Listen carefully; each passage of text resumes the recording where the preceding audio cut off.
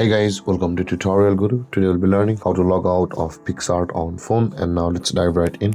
Now to log out of your Picsart account on your phone, first open up your Picsart app.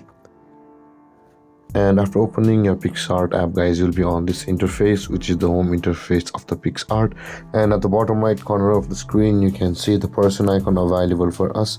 Tap on the person icon at the bottom right corner of the screen, and you'll land on this interface. Now in order to proceed, at the top right corner of the screen you can see there's a three-dotted icon available for us.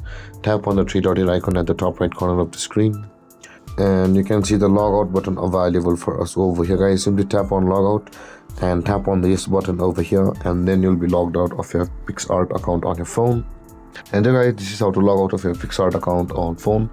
And if you have any confusions or questions regarding the topic, feel free to comment in the comment section below, and don't forget to like, subscribe and hit that bell icon for more videos.